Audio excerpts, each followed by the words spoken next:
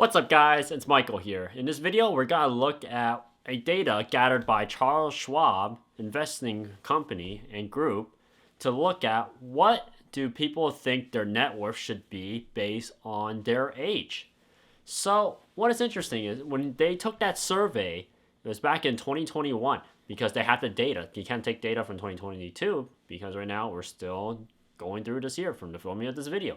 So in 2021, you look at the data. So they basically broke it down to three groups that specifically that's currently in the market. This does not include Gen Z because they are still growing and they're basically now getting into the workforce.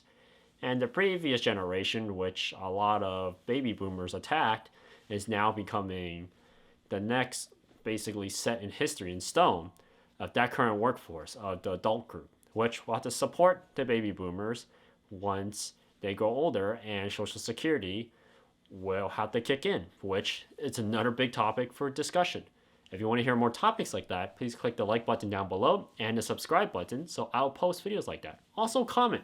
If you comment, I can also bring other people in who are more knowledgeable on the topic, and I can also cover those topics to bring more ideas what people can think outside the box of. So let's get back to it. So to look at the three groups. First is millennials, next is Gen Z, then the last one is baby boomers, which is the oldest generation. So millennials' net worth, they feel that between the ages of 24 to 39, they should have a net worth of 1.4 million.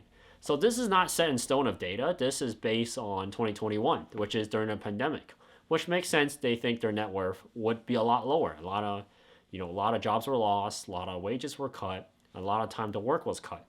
And you look at Gen Z. Gen Z is looking at between ages 40 to 55. So from Gen Z, ages 40 to 55 is $1.9 million as their net worth. That is what they feel they should have to be considered wealthy. So wealthy is a really broad term.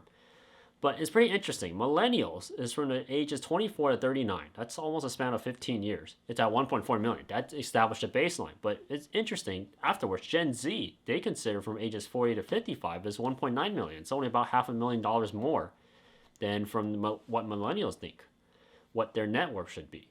So this is just average data of basically people working 9-to-5 job. Blue collar worker, I mean a white collar worker. This does not really include business owners. Business owners could be included, but their revenue and income fluctuate so much at a point based on their sales and their performance. They're not really included in this data. And what baby boomers think is from ages 56 to 74 is 2.5 million. So the whole point of this is to look at and break down why their net worth they think is so low, or in some people's case think is so high. So Charles Schwab, they never really thought about, this is specifically financially. They look at the finance, meaning they didn't look at what people like to do. They look at their mentality, they didn't look at their physical health, which makes sense. It's really hard to get those personal data and information. But if you look at, let's say, what do they want to do? So their mental data. So let's say the person from these three groups never own a business. They never want to open a store, maybe run a shop. So those are not included. If those were included, then the data will be drastically different because your income would not be capped. Meaning is the more money you make, the more money you use to invest, and the more money you can spend elsewhere. Then their net worth, they wouldn't think that net worth is around 1.4 million. It's going to be way higher. But that really depends on what they want to do. Let's say that let's say a lot of blue collar workers or some people who made a lot of money from investing in crypto early on, and they quit their job and they just go play gacha games all day and blow up most of their money there. But if that's the case, then they think that 1.4 million, even $1 million mark is considered wealthy. But a lot of people unfortunately cannot reach that mark. That's why they mentioned that this is what they think to be wealthy. So think about it. Charles Schwab considered as net income, meaning their net worth, meaning that's after you pay tax. You factor in all your expenses. You factor your payments such as your car insurance, your house bill, electrical, water, income tax. If you don't have income tax, you still have sales tax. Then you have the federal tax. The list goes on. And all your internet bills, electricity bills. So you factor all of those in. And that will be your net worth. But what kind of interesting is like the number is pretty low, $1.4 million. A lot of people think it's a lot for millennials from ages like 24 to 39. So majority of the American population do not make more than six figures. If they do make six figures, they will never hit seven figures, or very rare. It's like extremely rare case. And what the sad part is, based on all the news and politics currently going on, inflation's kicking in, meaning the prices of goods and services are going up, wages are stagnating. It's because wages are only paid for what people think it's worth. So if wages will never increase enough to match inflation.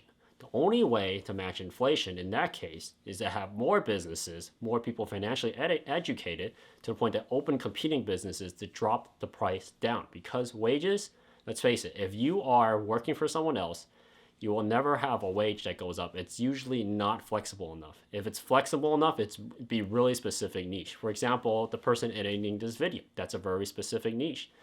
They have the flexibility to make way more than what he gets paid. So that's the beauty of it. But majority of people listed by Charles Schwab, so it's 1.4 million. Let's assume that the person who they grabbed data from was like a MP, nurse practitioner. So they go to college, 4 years, bachelor's, 2 years. You have 1 year residency and 1 year study. So to get their NP, they make on average just about $100,000. Maybe they work in a hospital, maybe work for, let's say a hospital. So $100,000, and assume they live in California, because California, hospitals pay a lot more because a lot of people requires more goods and services, and there's a lot more people competing for a job. But you make $100,000 a year. Oh my God, that's a lot. But why do you consider net worth of $1.4 million? Remember, it's net worth. It's everything after you factor in taxes. So that nurse practitioner, they're gonna have to pay income tax, which is in her bracket, you're looking around 9 to 9.5%, give or take. Then after that, you got to pay sales tax each time you buy food, you buy your clothing, you pay for electrical, pay for water bill, pay for property tax, you pay for insurance, you pay for your car. Then your $100,000 will continue shrinking, which is really, really not bad. So that's why at the end, instead of taking back $100,000 after all those factors and expenses, and you'll probably be taking back, you're looking at like $50,000.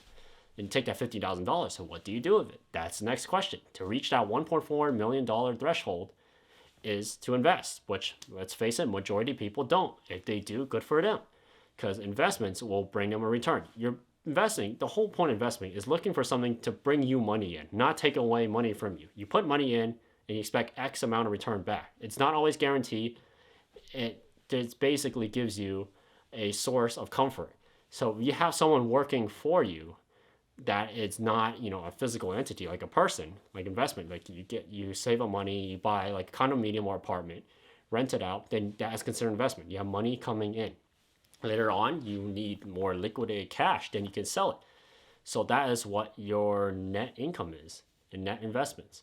So your net threshold is taking away your investments, your property you have. Most people will not carry that much amount of cash as basic liquidity, meaning is most people will have investments. If you have investments bringing you money, then to reach that 1.4 million threshold from the ages between 24 to 39 becomes a lot easier. And of course, as I mentioned on this video, if you open a business, that's a different story. Then you open all the opportunities, possibilities. But what's interesting is you look at Gen X from after millennials, it's like the threshold, what they think considered to be wealthy, it's only about $500,000 more. And it's assuming, most of their job workers are making around like $100,000, and that's before tax. After taxes, they say 50. It's not really that much big of a difference. So what I see here is a lot of people don't really have that many, goals and aspirations, and at the same time, they don't have the knowledge or want to take the risk. Because the whole point of businesses is taking a risk. That's how I think that people should think outside the box. So if you don't like your job, try something different. If you don't invest, start investing in yourself. Investing in products, goods, or services, or something that helps you bring you in money. Speak with a financial advisor, not this person on YouTube speaking to you, but just go speak with a trusted financial advisor. Ask them what you can do to increase your net worth. You can ask them what do you do to better manage your money, better to bring money and income in. So that's the best way to do it. As for the baby boomer generation, at this point, from that age, there's still a good chance, but when you are younger and you're physically stronger and you're mentally stronger when you're younger, it's a lot harder during the baby boomer generation is to bring in that revenue and have that drive to open a business.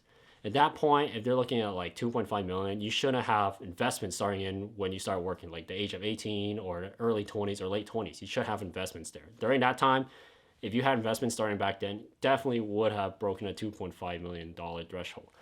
But based on what Charles Schwab's data, it's unfortunate that most of them did not break that threshold. And hopefully these past two generations, can learn from this, because there's never an ability to not invest. There's always time. You just gotta make time for it. You can never say never. So at the end, the breakaway from this is, that based on all the data they gathered, a lot of people think that that amount of money is a lot. And of course, it's a lot when you don't have other sources of income coming in.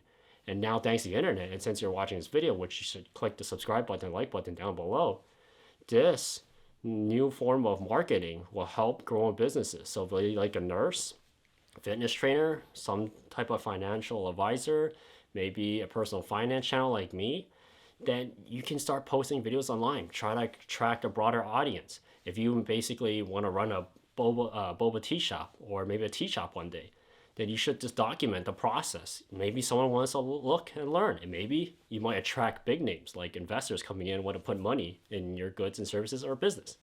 That's it for this video. I hope you guys enjoy. Please like, share, and subscribe, and I'll see you guys next time.